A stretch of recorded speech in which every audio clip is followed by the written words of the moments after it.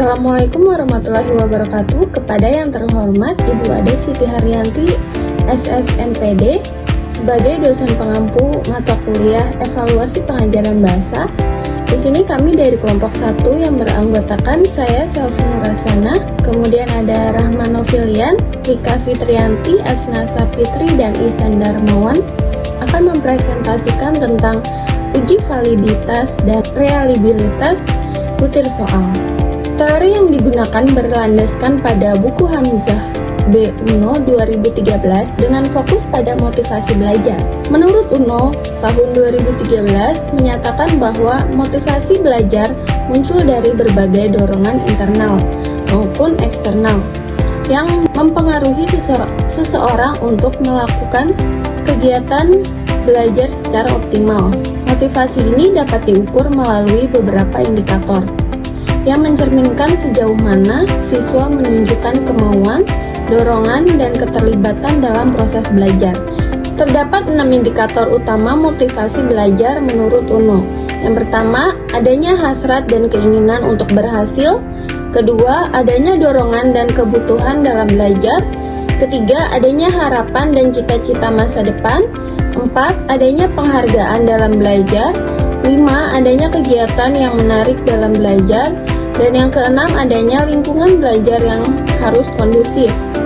Indikator-indikator ini menjadi landasan dalam penyusunan instrumen penilaian motivasi belajar. Kemudian instrumen yang disusun berdasarkan kesesuaian setiap indikator dengan nomor butir pernyataan seperti tercantum dalam tabel instrumen sebagai berikut. Indikator butir soal yang pertama adalah adanya hasrat dan keinginan untuk berhasil untuk nomor soal 1 dan 2. Yang kedua, adanya dorongan dan kebutuhan dalam belajar untuk soal 3 dan 4. Yang ketiga, adanya harapan dan cita-cita masa depan untuk soal nomor 5. Selanjutnya, adanya penghargaan dalam belajar untuk nomor soal 6 dan 7. Selanjutnya, adanya kegiatan yang menarik dalam belajar untuk nomor soal 8. Dan yang terakhir, adanya lingkungan belajar yang kondusif untuk nomor soal 9 dan 10. Kemudian, tentang pernyataan instrumen. Berikut adalah ringkasan 10 pernyataan dalam instrumen motivasi belajar. Pernyataan yang pertama adalah, saya belajar dengan sungguh-sungguh agar bisa mencapai nilai sesuai harapan. Pernyataan kedua, saya ingin membuktikan bahwa saya mampu berprestasi dalam bidang akademik. Yang ketiga, saya ingin mencapai cita-cita saya dengan belajar yang sungguh-sungguh. 4. Saya merasa pengetahuan yang saya miliki harus terus diasah dan dikembangkan. 5.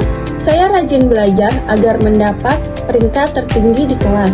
Pernyataan keenam, saya semakin termotivasi untuk belajar lebih giat ketika mendapat nilai yang baik. 7. Saya merasa lebih semangat belajar ketika guru memberikan pujian atas hasil belajar saya. 8. Saya senang belajar untuk menemukan hal baru. Yang ke-9, saya bisa belajar dengan baik jika suasana di kelas tenang dan nyaman. Yang ke-10, saya ingin berpartisipasi aktif dalam belajar ketika lingkungan kelas penuh kerja sama. Perkenalkan, nama saya Rahman Novilian Anggraini. Di sini saya akan menjelaskan tentang penjumlahan skor skala Likert dari 30 responden siswa yang telah mengisi 10 pernyataan. Kami menggunakan Excel dengan tabel. Di paling atas diketik uji validitas dan reliabilitas butir soal motivasi belajar. Di bawah paling kiri diketik nomor responden karena ada 30 responden siswa, diketik 1 hingga 30. Di sebelah responden ditulis pernyataan P1 hingga P10 karena ada 10 pernyataan, P1 untuk pernyataan 1 hingga P10 untuk pernyataan 10. Di sebelah kanan pernyataan ada total, yaitu jumlah P1 hingga P10 masing-masing responden. Di Google Form kami memakai keterangan sangat setuju, setuju, kurang setuju, tidak setuju, dan sangat tidak setuju. Namun di tabel ini harus menggunakan angka karena akan dijumlahkan. Jadi 1 untuk sangat tidak setuju, 2 untuk tidak setuju, 3 kurang setuju, 4 untuk setuju, dan 5 untuk sangat setuju. Di nomor responden pertama ini dia menjawab sangat setuju, berarti skornya 5, hingga P10 dia menjawab sangat setuju, berarti skornya 5 juga. Kemudian di nomor responden ini P1 hingga P10 nya dijumlahkan di total, yaitu klik di total nomor responden 1, kemudian ketik sama dengan sum buka kurung, klik P1 responden 1 yaitu di B4 blok hingga P10 yaitu ada di K4, lalu tutup kurung enter. Lalu kelihatan jumlah dari nomor responden 1, pernyataan 1 hingga 10. Kemudian untuk sampai 30 responden, klik yang paling kanan ini, yang kiri sampai angka tambah, kemudian tarik hingga total dari responden 30 hingga menghasilkan jumlah dari masing-masing 30 responden dari pernyataan 1 hingga pernyataan 10. Halo, perkenalkan saya Asna Sapitri. Jadi saya akan melanjutkan pembahasan kelompok kami, yaitu di bagian uji validitas. Jadi uji validitas itu merupakan sebuah proses untuk memastikan kuesioner itu benar-benar mengukur apa yang seharusnya diukur, atau untuk melihat sejauh mana pertanyaan atau pernyataan di dalam kuesioner mengukur apa yang ingin diteliti. Tujuannya untuk memastikan keakuratan dan kesesuaian data yang dikumpulkan agar sesuai dengan kenyataan di lapangan atau konsep yang diteliti. Uji validitas itu dilakukan dengan cara menghitung korelasi antara tiap pernyataan dengan total skor responden. Kemudian hasil R hitung dibandingkan dengan R tabel. Kalau R hitung lebih besar atau sama dengan R tabel, maka pernyataannya dinyatakan valid. Baik, langsung saja kita menuju langkah-langkah untuk uji validitas. Langkah yang pertama untuk uji validitas itu kita harus mencari R hitung terlebih dahulu. Caranya di kolom Excel ketik rumus sama dengan korel buka kurung. Setelah itu blok seluruh pernyataan dari responden 1 sampai dengan 30, lalu ketik koma. Nah, berikutnya blok seluruh skor total dari responden 1 sampai 30. Jika sudah, kunci area data dengan menekan F4 atau FN dan F4 supaya rumusnya itu tidak berubah saat disalin. Nah, jika sudah, tutup kurung lalu tekan enter. Nah, jika sudah, maka akan terlihat hasilnya. Nilai yang muncul itu adalah nilai R hitung. Nah, setelah kita mendapatkan R hitung, langkah berikutnya adalah menentukan R tabel. Cara mencarinya cukup sederhana. Kita hanya perlu melihat tabel R dan menyesuaikannya dengan jumlah data yang kita miliki. Yang digunakan sebagai acuan dalam tabel R adalah DF atau Degree of Freedom atau derajat kebebasan. Rumusnya mudah. DF sama dengan N dikurang 2. Misalnya jumlah data kita atau N yang kita miliki adalah 30, maka DF-nya 30 dikurang 2 yaitu 28.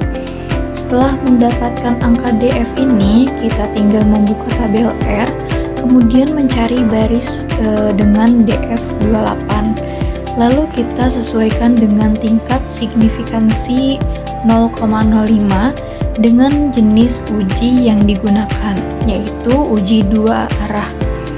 Nilai yang muncul pada perpotongan DF28 dan signifikansi 0,05 itulah yang disebut dengan R tabel.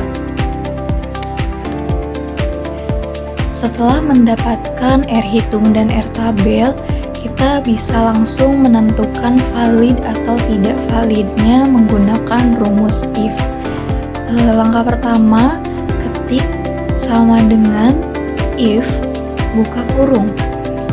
Lalu logical testnya itu kan R hitung yang pertama. Jadi klik R hitung yang pertama, kemudian ketik tanda lebih besar dari, lalu klik kolom R tabel yang pertama. Lalu ketik dalam tanda kutip valid, koma, dalam tanda kutip tidak valid, lalu tutup kurung dan tekan enter.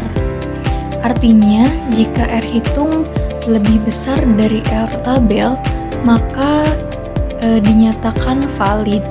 Jika tidak, maka hasilnya tidak valid. Baik, kita akan melanjutkan tentang menghitung uji validitas dan uji reliabilitas butir soal pada indikator motivasi belajar. Jadi sebelum kita menghitung atau menyimpulkan bahwa uji ini reliabilitas atau tidak, kita harus mengetahui dulu nilai varians, jumlah varian total, dan reliabilitas pada rumus Excel. Pertama kita akan mengetahui bagaimana menghitung rumus varians.